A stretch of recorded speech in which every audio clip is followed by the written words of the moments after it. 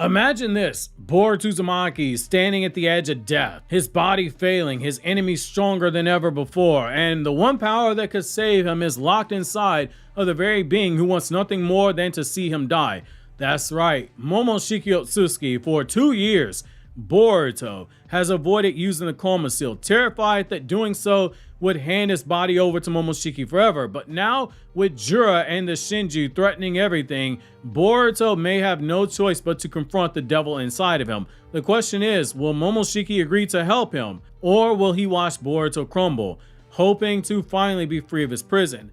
Boruto 2 Blue Vortex Chapter 26 could do the unthinkable, a desperate alliance between Boruto and Momoshiki. Join me in today's newest Naruto Explained video where your OBC, your original Boruto chief, dives into why you should absolutely be paying closer attention to the Boruto and Momoshiki dynamic moving forward, because my readers' spider senses are tingling that there's a swerve being baked into the story right now. Also, if you haven't already, make sure to check out my new videos on my Anime Explained channel for the 2 new videos on the Don to Don series, as well as the video on Sakamoto Days. And over on my Everything One Piece Explained channel, we have a new video on Big Mom that is up on the channel. So we have to start right now by going back over the current stakes of the story. Boruto's desperation. Boruto has not touched the Coma in 2 years. The last time he tried to use it, he felt like, by his own words, he was dying, like his soul, it was being pulled apart, like he was losing himself. That fear of losing himself to Momoshiki has kept him from using that power. There's a whole well of his power that he can't even tap into. But Jura, Hidari, and the Shinju, these are different beasts. They're beyond what Boruto can handle with just his own strength alone. Just like Naruto once needed Kurama to face threats that were beyond human limits, Boruto now needs Momoshiki. The difference, Naruto and Kurama's relationship, it eventually became a partnership that was built on mutual respect. Kurama was a big old tsundere. He had a hard time expressing himself, but he really did love Naruto. But Boruto and Momoshiki, that's pure hatred. That's despair. These two, they don't have that type of relationship right now. And I think that it might be shifting, and it's because of the Momotaro folktale. I think that that might play a role into why Momoshiki might help. So Momoshiki's name, as longtime subscribers know, is a direct nod to Momotaro, the Peach Boy from Japanese folklore. In the legend, Momotaro travels to defeat the Oni, which are demons, with the help of companions, a dog, a monkey, a peasant. Boruto, in a sense, embodies the heroic Momotaro archetype. He is the boy standing against the demons threatening the land itself. However, Momoshiki is the inversion of this. Instead of slaying demons, he is one. He is trapped inside of the Peach Boy. Why might Momoshiki help Boruto? Because in the original tale, Momotaro could never succeed without his allies. If Momoshiki positions himself as a twisted, corrupted companion, then him helping Boruto defeat Jura helps keep him linked to the Momotaro story. But there's an inversion. He wouldn't be a noble ally, but instead a reluctant, self-serving one. This brings me to why Momoshiki likely is going to stay evil and should stay evil. There's a Sukuna parallel here. Again, no spoilers, but Momoshiki has no interest in redemption. Unlike Kurama, who was once feared, but eventually found peace through Naruto, Momoshiki thrives on malice.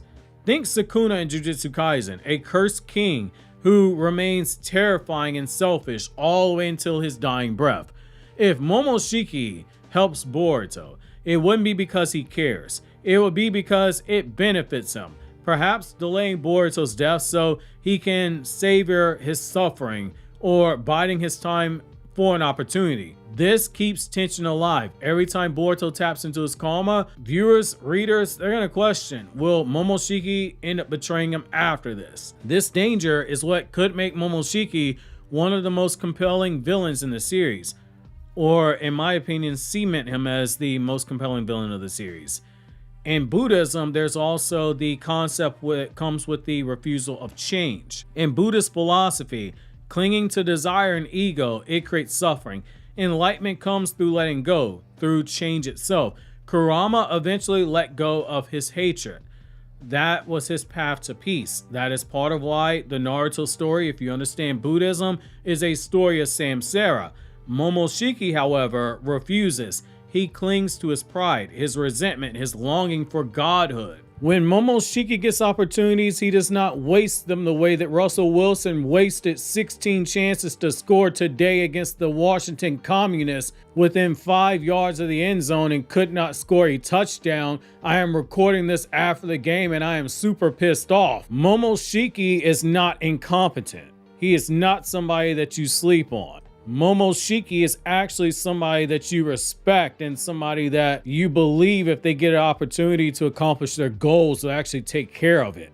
His depression at being stuck in Boruto's body is exactly this: an ego that cannot accept impermanence, an ego that cannot accept the fact that he's trapped in this body and he'll never become the god he wants to become. By staying evil, Momoshiki becomes the living embodiment of Buddhist dukkha, suffering, caused by attachment itself. His refusal to evolve makes him into the perfect foil for Boruto, who has no choice but to keep evolving. Because Boruto's in a situation where he's dealing with somebody who really and truly has nothing left to lose. Momoshiki cannot resurrect using Boruto's body. His goal of trying to hijack Boruto's body has not gone the way that he wants. Momoshiki wants to die. He is rooting for Boruto to be killed. He just does not want to be ate by a Ten-Tails.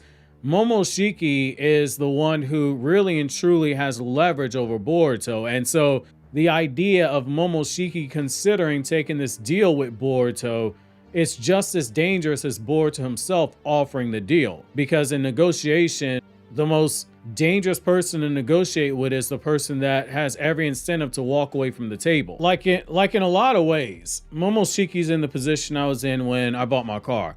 I already had financing already approved for up to a certain dollar amount. And I went in a dealership and I was well aware of the fact that I already had a deal on paper at another dealership. So when I went in to negotiate, in the back of my mind, I'm going, if they don't give me the rate that I want, if they can't beat what my bank's giving me, or if they can't give me the out the door price that I want, I'll just walk out because I have another deal that I am comfortable with. That type of leverage got me the car that I wanted. Momoshiki is in a very similar situation. In Shinto and Buddhism, it also mirrors the concept of a necessary evil. In Shinto, spirits and deities known as kami, they aren't always benevolent. Some are dangerous, requiring appeasement. Cooperation with a destructive force isn't a endorsement, it is a survival. In some of these stories, some of these deities, when they get pissed off, they flooded entire crops. In Buddhism, even Mara, the tempter, can indirectly serve enlightenment by testing the Buddha itself. For Boruto, working with Momoshiki is exactly this. It's not about trust, it's about necessity. He doesn't need Momoshiki as a friend, he needs him as a weapon. This framing elevates their bond beyond simple power sharing. It becomes a philosophical exploration of what it means to use evil for good, knowing that evil will never truly change. And that's why this is good writing. Having Boruto willingly and humbly seek out Momoshiki's help, it is peak desperation. It shows Boruto's willing to risk corruption, death, or betrayal because the stakes are this high. That's why it's a way to reintroduce karma without undermining Boruto's growth. He isn't spamming it recklessly. He's now making a painful, conscious choice to use a power that once scared him. This creates tension, a tension of power gained through a deal with a devil.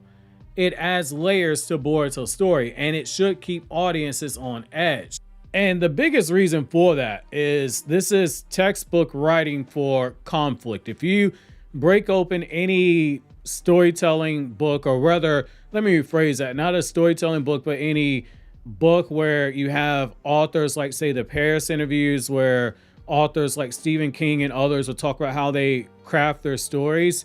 One of the things I always talk about is how you need a very strong internal conflict and an external conflict that play off of each other. For Boruto, this fear of using karma, this fear that Momoshiki could hijack his body, this fear that he can't trust Momoshiki, this all plays off and bounces off the fact that Jura has shown that he is this unstoppable force. Even Kawaki with Ishiki's power wasn't enough. Now Boruto has to do something like this.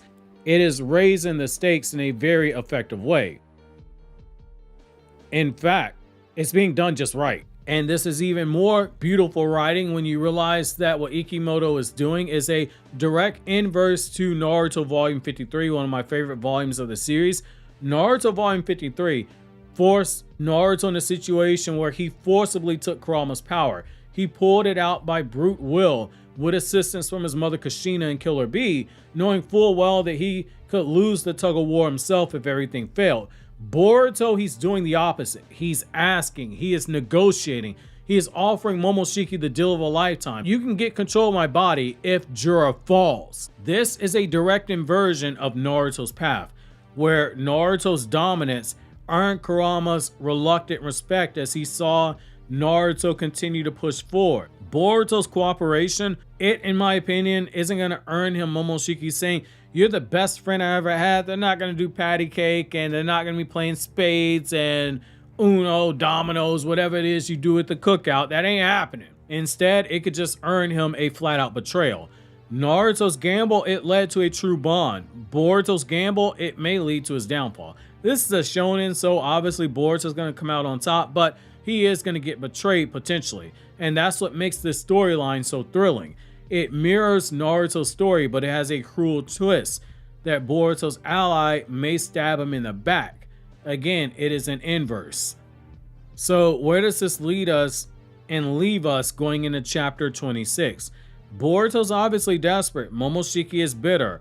Jura is unstoppable. The alliance between Boruto and Momoshiki is not going to be born out of trust, but out of necessity. A dangerous dance between a boy and the demon who hates him.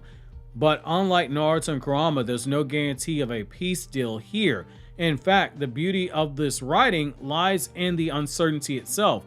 Momoshiki may be Boruto's only choice to survive now, but tomorrow, he may claim the prize he's wanted to, Boruto's life. He may do something to just outright betray the deal he makes with Boruto. Chapter 26 could be one of those defining moments of the series itself that we look back on when Boruto ends in a few years and we go, my God, this was a game changer chapter. Obviously, if you enjoyed this video, consider subscribing, clicking here on the left to check out more videos from Naruto Explained, or click here on the right to check out videos from my other two anime channels where I talk about non-Naruto content.